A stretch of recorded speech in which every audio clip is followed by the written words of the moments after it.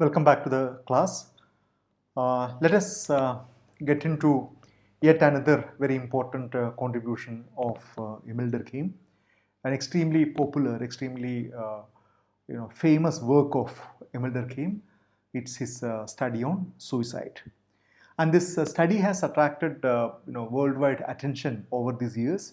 It has been widely seen as the one of the foundational studies on sociological studies on suicide, a study that could fundamentally change the scholarly understanding or scholarly perspective on this particular phenomenon of people ending their own lives.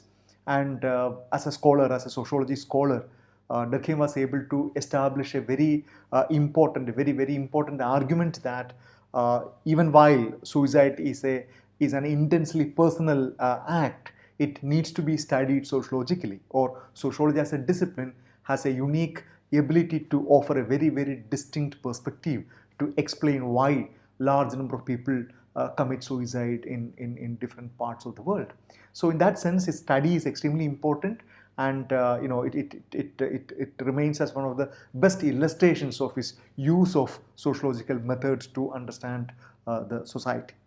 So the work published in 1897, and the study of suicide, as per Durkheim, suicide, he wants to demonstrate his sociological methodology as outlined in the rules of sociological methods.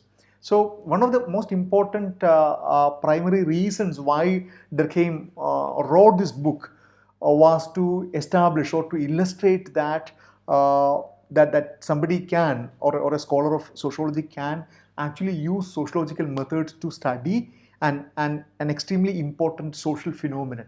And hope you remember that we had an extensive discussion on his book. So in his work, this Rules of Sociological Method, we have discussed that Durkheim elaborates the very specific processes or the very specific steps that a scholar needs to adopt in order to understand a particular social phenomenon. So he wanted to demonstrate how his book, this Rules of Sociological Method, can be can be used in the real life, how somebody can actually employ the rules of sociological method to study a particular facet of social phenomenon. And second one was, of course, to study this very enigmatic phenomenon that every year a certain number of people commit suicide, and Durkheim observed that this number of suicides in many of these European societies are increasing, and of course he was quite troubled with that. So these are the two prime motives why he wrote this monumental work. So he argues, or the most important point that he identifies, is that suicide, especially the rate of suicide, is a social fact, which is an extremely important insight for us. Okay? So as I just mentioned earlier, suicide is considered to be one of the most intense personal acts. Somebody deciding to take one's own life, it's an extremely intense personal decision, isn't it? Especially if it is not under duress or if it is not under compulsion. In most of the cases, a person takes the decision to end his or her life, and it is seen and it has been widely studied across the history by reducing it to the mental activities of that person, because most of the explanations, and even during Durkheim's time, the most prevalent explanations to understand suicide was that of psychological explanation, and even now we attribute depression or mental agony or a host of other psychological reasons behind this act of committing suicide. But why Durkheim agree that when an individual commits suicide, it's a personal act, his focus was not on the individual act but on the rate of suicide in a large population. So that's an extremely brilliant entry point to understand this phenomenon of suicide as a sociological phenomenon. So the rate of suicide in comparison with a different population, or the rate of suicide in comparison with the same population in different periods in history, okay, that offers, if there are variations, then that offers, according to Durkheim, a very important entry point for the discipline of sociology. Because if say 10,000 people committed suicide in this year in a given population, and next year also you will have more or less 10,000 people, or the year after, you will have more or less 10,000 people. So we do not know who are the people who will be committing suicide, but out of this huge population, 10,000 people more or less are destined in the sense, not because of some divine entity, but this 10,000 people are bound to commit suicide, and that's a very, very disturbing question. So Durkheim argued that it has to be related with the problems of social solidarity and the relationship between the individual and the society. So unlike psychological explanations, or there were quite a lot of other explanations that during his time, which connected, for example, climatic changes with that of suicide rates, or there were quite a lot of psychological explanations connecting it with the mental health and then individual psychological composition of people. But Durkheim kind of reject all these arguments and then puts forward this very persuasive argument that this social solidarity and the relationship between the individual and the society, that holds the crux of this whole question. Why that a certain number of people in a given society are bound to commit suicide. And I hope you remember this definition of this word, social solidarity: the degree of affinity that a person experiences with his or her own group. So he he believed that the study would shed light on the causes of general contemporary maladjustment being undergone by European societies and suggest remedies which may relieve it. So as we discussed earlier, Durkheim very strongly believed that his sociological analysis must be able to do some kind of a good to the society. It's not simply for the fact of understanding more about the society that you are studying sociology, but sociology must be able to remedy certain, or it must be able to rectify certain maladjustments. It must be able to rectify certain kind of pathological conditions.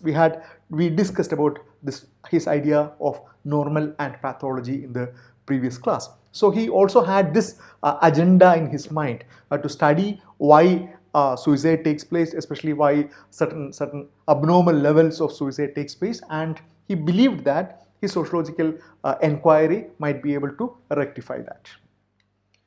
So he defines, it's a very interesting definition. He defines suicide as all causes of deaths resulting directly or indirectly from a positive or negative act of a victim himself, which he knows will produce this result. Okay, so it's a interesting definition. He argues that it has to be an intended one. The person who commits suicide must know its result. It should not be an accidental one, and it has to be either direct or indirect, or it should be a positive or negative act. Positive in the sense you do something deliberately to kill yourself, or negative, for example, if you deliberately do not take food for an extended period of life to end your life, then it's a negative act. You are not doing something which you are supposed to do. So this is the way in which Durkheim defines suicide. He did not study individual suicide, but rather the general pervasiveness of suicide in a population. That is, a society's aggregate tendency towards suicide as a social fact, as a thing. So this is what we just mentioned. He was not interested in why X or Y committed suicide because of various personal reasons, but he was interested in the kind of a general pervasiveness of a suicide in a population. Okay, or to what extent people of a given population are inclined to commit suicide, or what is the proclivity of a particular population to commit suicide, and that is society's aggregate tendency towards suicide. So in that sense, Durkheim argues that suicide is a social fact. So just like your population growth or death rate, you know that every year a certain number of new members are supposed to come into the society. A certain number of people are supposed to die. So similar, and these things you can say that they are biological factors, okay, which are mostly decided by biological conditions and biological factors. But suicide is not something similar to that. Suicide is a decision taken by an individual. But interestingly, the suicide rate also is almost stable, like birth rate or death rate. And this was something really puzzled, Durkheim. So that is why he called that it is a thing. It's a thing, it has its own existence. It is a sui generic. It is outside. Even while individual takes the decision, there are a whole lot of factors which are outside him, which really pushes that person to commit this extreme act. So while single cases constitute psychological fact, the rate of suicide, the proportion of voluntary deaths for a particular population during a specified time period is uniquely a social phenomenon. Hence, the sociology as a discipline comes in. Exactly the same point that we discussed. While a single case constitutes a psychological fact, the rate of suicide, when you have hundreds of thousands of people committing suicide, then psychological explanation really becomes insufficient. You need to look at why that these 10,000 people experienced a kind of psychological breakdown or psychological problem at a given period in time. And then in that respect, psychology as a discipline has very, very serious limitations. So as a particular population during a specified time period is uniquely a social phenomenon, hence the discipline of sociology. So his data, and as we discussed, Durkheim was one of the early sociologists who very systematically used the data, statistical data, and he used it, he classified it, he did statistical analysis with that. So in that sense, it is an extremely empirically rooted study. So his data on the history of suicides in European countries from 1841 to 1872 show two tendencies. The incidence of suicide, though rising in some cases in later years, remain fairly constant over a time for any particular country. So this is quite interesting. Why that a certain number of people decide to commit suicide over a period in time? Why that there is not so much of drastic difference? How is that a society is able to push a limited number of people to this extreme step? Or why that a specified number of people decide to commit suicide every year without much of a variation? And this is an extremely important question. Second, the rate of suicide varies substantially from one country to another, with some exhibiting consistently higher rates and others consistently lower rates. And also when you compare different countries, when you compare different populations, there is huge variations between the rate of suicide between, say, for example, France or Germany and Italy. There is so much of variation, and this variation seems to be kind of permanent without much of a disturbance. So why that in certain countries people are more prone to commit suicide, while in certain countries they are not?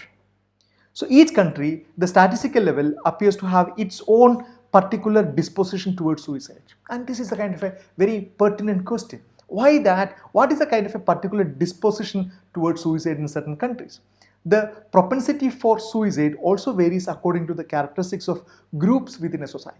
And also within a group, Durkheim used other socio-economic or cultural profiles of the population, their age group, their religion, their marital status, their income, and a host of the usual socio-economic and other data that you compile, differing by gender, religion, family status, and occupational positions. So here, that is why I mentioned that this is a classic sociological study where he brings in these very concrete categories, concrete labels, or concrete conceptual frameworks within a group to differentiate and then try to understand how each of these categories have a bearing or how they act as variables. For example, gender or religion or family status, they act as variables which has a kind of a bearing on the output of suicide numbers.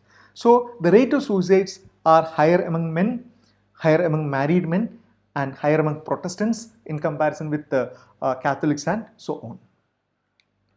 So the rate of suicide, Durkheim concluded, is a product of social forces external to the individual. Okay? It is external to the individual. It can only be explained by the collective characteristics of moral constitution of people's immediate social environment. So this is the crux of his argument. Okay? Even while an individual commits suicide purely on the basis of his or her own intentions, individual psychological intentions, there is a host of social forces which are external to the individual, that these forces are very, very powerful. And this can be explained by the collective characteristics of a moral constitution of people's immediate social environment. He explains, he elaborates what does it mean, the kind of an idea of a moral constitution, how people are morally connected with the larger group in which they inhabit. So individual factors are not irrelevant. Durkheim is not completely making psychological factors as irrelevant, but Durkheim acknowledges, but their influence is always conditioned, suppressed under some circumstances, heightened under some others, by the properties of the social environment. So he would argue that the psychological factors that might drive the person into this extreme act is, or the psychological factors are heavily conditioned by larger sociological or social processes. And without understanding these larger cultural or structural social factors, you can't really understand why a particular a given population exhibit a particular rate of suicide every year. So that is why it is considered to be an eminently sociological analysis. So after very forcefully arguing that the rate of suicide is a social fact and it must be studied through the perspective of sociology, Durkheim proceeds to classify or categorize suicides into 4 types.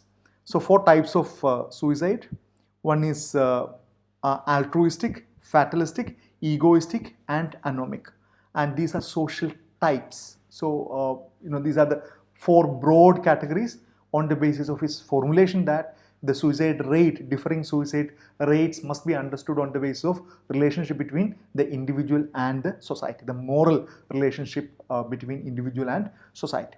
So each type refers to a social milieu where there is an imbalance in the relationship between the individual and the group.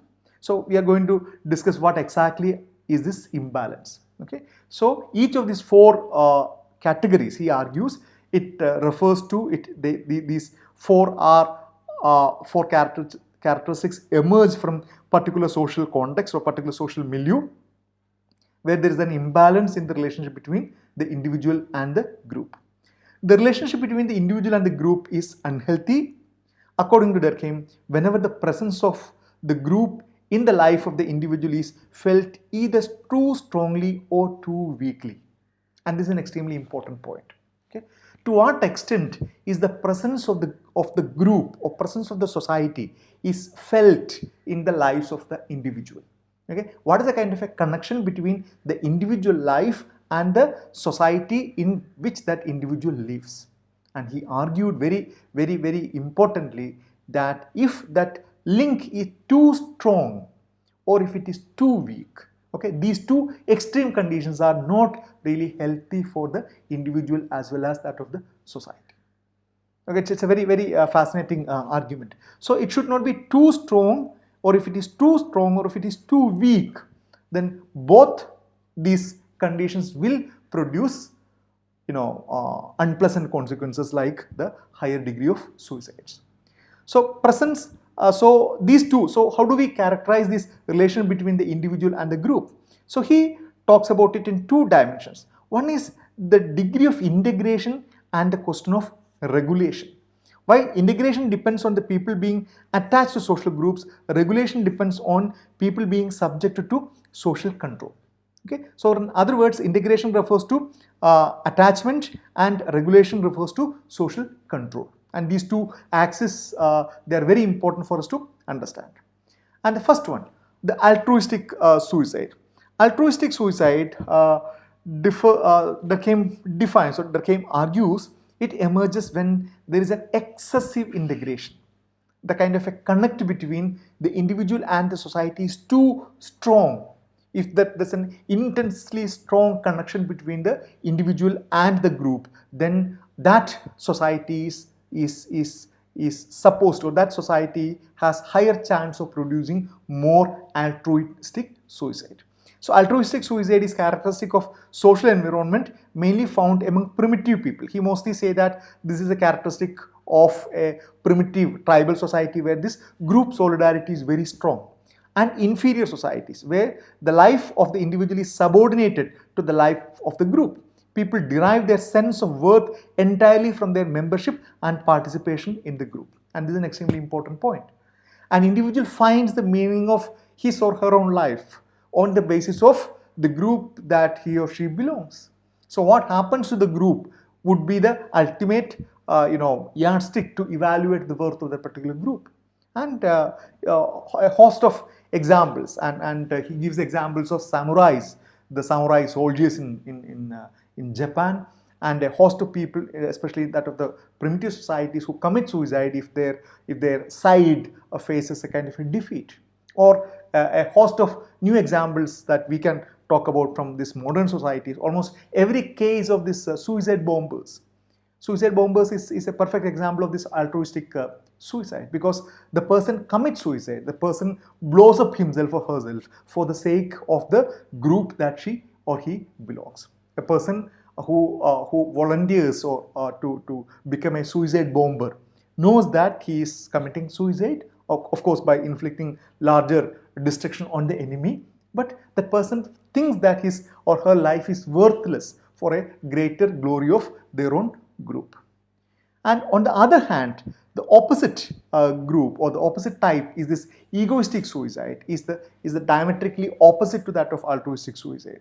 Egoistic suicide, as the word ego refers to, is the opposite of altruistic suicide, arises from a social environment characterized by insufficient integration or exaggerated individuation. Here, the link between the individual and the society is too weak. There is an exaggerated individuation, and individual is inward looking. Individual finds no sense of belongingness to the group. Individual is kind of isolated all the time. Individual does not feel any sense of belongingness.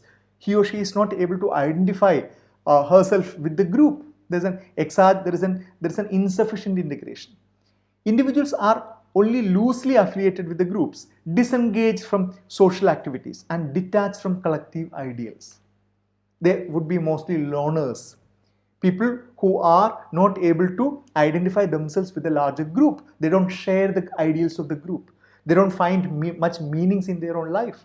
They are not able to participate in the larger processes of society. They are kind of detached from the collective ideals. They believe that they don't really fit into the larger group. They don't really feel a part of that. Give priority to individual goals over communal purpose, and that is why he talks about it as egoistic suicide. Their individual sense, their self, their ego is on the forefront and abide by their own consciousness as opposed to that of social norms. And primary cause of high rate of suicide in modern societies. And this has been a usual cultural trope. People are becoming modern, and once they become modern, they lack all the kind of connections with the society. They become later they later become disenchanted. They become disillusioned, and then finally commit suicide. So Durkheim finds the rate of suicide is higher among Protestants than either Catholics or Jews. So as I told you, he also takes up a kind of analysis of the socio-cultural characteristics of each of these groups, and while doing that, he found out that the suicide rate among the Protestants is much higher than that of the Catholics and the Jews, and he had a very interesting and important observation. So he argued that Protestantism is more individualistic religion, allowing a greater freedom of inquiry, and it includes fewer common beliefs and practices, leaving ample room for the individual to be the author of his own or her own belief. And it's an extremely important argument, and you must know the kind of difference between the Protestantism and Catholicism. Within Catholicism is considered to be more traditional. It is more traditionally bound. It has this church and the priest as this ecclesiastical authority. It gives so much of importance to freedom. Okay, and this figure of priest undertakes all the responsibilities to explain the theology for the laity. So the relation between the laity, the ordinary believer, and the God is mediated through the priest. And so in that sense, the laity or the ordinary believer is only supposed to mechanically adhere to that. Whereas in case of Protestantism, you simply do not have this much of important role given to clergy. A person is supposed to establish his or her terms of reference with the kind of a relationship with him and the Almighty and the God. And because Protestantism also emerged as a result of a kind of a rationalist explanation of the scriptures. It's a kind of a rationalist understanding of the scriptures. A rationalist Protestantism is definitely a more rationalist explanation or rationalist attempt to make sense of rather than the traditional one, and that puts more emphasis, more pressure on the individual to chart out his or her own spiritual course, which would inevitably will ask more and more questions, which and you don't have any final authority like a clergy or a priest who will give a full stop to all these kind of different interpretations and questions and then will convince you completely. Or in other words, the degree of individual freedom, the space of individuality in Protestantism is much higher than that of Catholicism. So that is why the leaving room, ample room for the individual to be the author of his own belief. And while on the one hand, we think that being the author of one's own belief is a sense of empowerment, but on the other side, this is also a tremendous pressure. Because a believer needs to be always sure that he or she is on the right path. And that puts enormous pressure on a true believer. Whereas in the case of a traditional society, a traditional worship pattern, this believer can completely hand over this responsibility to the clergy, to the priest, and he or she is only supposed to obey what is commanded by the priest, because priests are holy people. They are the kind of intermediary between the God Almighty and these ordinary mortals. So suicide rate is lower among people with children, and larger the family, the stronger the effect. As compared to the childless, parents have tighter social bonds, close and highly affective ties to others, and more active social life. The role of family, Durkheim explains on the basis of the quality of ties among the people, and declines during major political upheavals. This rate of suicide comes down during major political upheavals, electoral crisis, and national wars. These events sharpen collective feelings and concentrates people's activities towards a single end, thus fostering heightened levels of social integration. We know that at the time of a natural calamity or a war between different countries, there is an increased sense of national consciousness. There is an increased sense of national unity and integration. And Durkheim argued that during these times, the rate of suicide comes down, because even this egoistic person who otherwise does not identify herself with the society does identify during this particular time in comparison with the earlier period. The third one, according to Durkheim, is fatalistic suicide. Fatalistic suicide is characteristic of a social environment where people's future is pitilessly confined and their passions violently constrained by an oppressive discipline. Okay, so in the case of fatalistic suicide, people, the fatalistic, this comes from this whole idea of fate. Something one should think that, okay, that is your fate. What does it mean? Something is we always, or we have heard people saying that we can't do anything, that is the fate. So fate has a sense of helplessness, isn't it? Once you believe or you accept certain thing as your fate, you think that there's nothing much can be done. You only will have to accept the fact, accept the fate. You can't change that. So Durkheim talks about increasing number of suicide committing during this particular time when people feel that their life is pitilessly confined. They can't do anything. Their life is sealed. And the examples, he gives the examples of suicides of slaves. A slave, he has very little to aspire for. Or even examples in military. You know that the number of murders and suicides taking place in military is very high, because there is a overarching, there is an absolute sense of authority which controls each and every aspect of a person's life.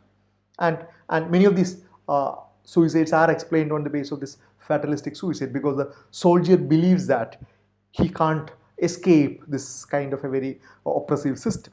So in such circumstances marked by excessive regulation, the individual subjected to an intolerable physical or moral despotism lives the life bereft of possibilities.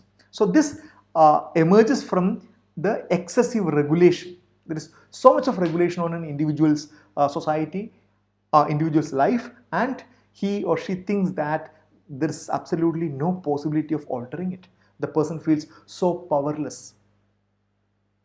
A slave feels so powerless. It's destined to end like that. A soldier feels that he is too powerless to question the authorities. And Durkheim also gives the examples of men who marry too young, the married women without children, those who have very less opportunities or less options to seriously alter their life. And the fourth one, Durkheim argues, which is again diametrically opposite to that of fatalistic argument suicide, is the anomic suicide. Anomic suicide, the opposite of fatalistic suicide, prevails in a social environment where individuals are subjected to insufficient regulation, where there is no moderating force restraining their desires and ambitions. Okay, so here the individual is on a free ride. Individual is on a ride by himself. There is no regulations about their desires, the kind of means that they adopt to achieve these goals. And so in that sense there is lack of control, there is lack of regulation. Individuals are kind of completely free flowing, and that is why it's considered to be anomic suicide. And Durkheim makes it very clear that anomie is not normlessness in that sense of the word. It's not the complete lack of norms, but there is lack of clarity. There is a lack of clarity on the norms. Because you can't have a society where there is no norms. But by using the term anomie, Durkheim is talking about the lack of clarity on the social norms. For example, what are the things that we can aspire for? What should be our legitimate goals? What should be our objectives? And what are the socially accepted, institutionally sanctioned ways of achieving these goals? And Durkheim believes that every society needs to have these goals very well defined. Otherwise, individuals will be on their own. To achieve happy and healthy existence, humans needs well-defined limit to rein in their otherwise infinite appetite. So this infinite appetite, it could be in terms of all kind of pleasures. It could be for more wealth or sexual pleasures or any kind of such kind of desires. In the absence of an authoritative moral framework specifying the kind of life they can reasonably hope for, the ends they can realistically pursue, and the needs they can legitimately expect to satisfy, people will never be content with their lot.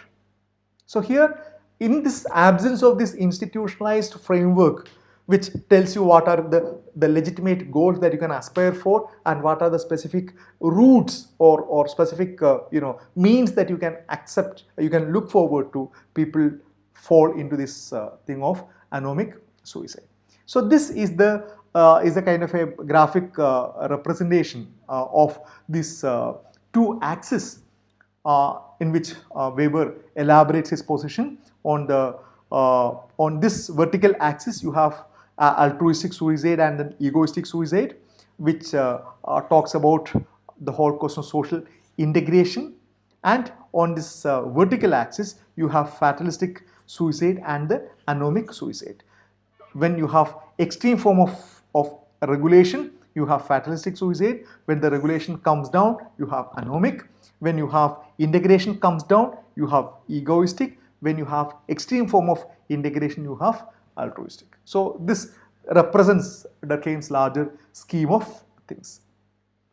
So let us conclude looking into his major arguments and why that this study on suicide assumed so much of significance, or why that it attracted so much of attention from scholars of all these years. So he argues that humans can potentially reveal unlimited desires and passions, which must be regulated and held in check. Human beings each individual is capable of desiring or having ambitions without any kind of limit. If left to their own imaginations and then ambitions, they can come up with very wild or extremely dangerous or extremely diverse kind of imaginations and goals. So Durkheim believed that it needs to be contained, it needs to be shaped, it needs to be given a kind of a direction. And total regulation of passions and desires create a situation where life loses all meaning. So on the one side, if you can't really let people live the way they want, on the other hand, you can't really confine everybody, you can't really control everybody to live the way some more powerful agency wants. And that kind of a society where people will feel that they lose the meaning of life. They will not find anything meaningful. So human needs interpersonal attachment and sense that these attachments connect them to the collective purpose. The whole question of social solidarity. And again, Durkheim argues it should not be too much, it should not be too weak as well.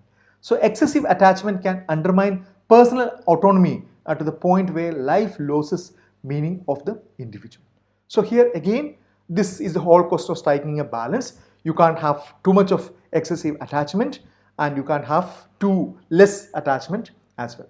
So these are the larger arguments that he put forward in his sociological analysis of suicide. But as I mentioned earlier, the significance of his work lies in its methodology as well. He was successfully able to use how to put his methodological praxis into practice, how his methodological arguments, methodological scheme of things into practice, of defining certain things, of identifying a social fact, collecting information and then studying them objectively, and then coming up with certain hypotheses and doing analysis to verify the kind of a conclusion that you reach with that. So that is why the study of suicide still continued to be one of the most fascinating initial classical works of Emile Durkheim, which really help us to understand what is a kind of a sociological perspective on certain things.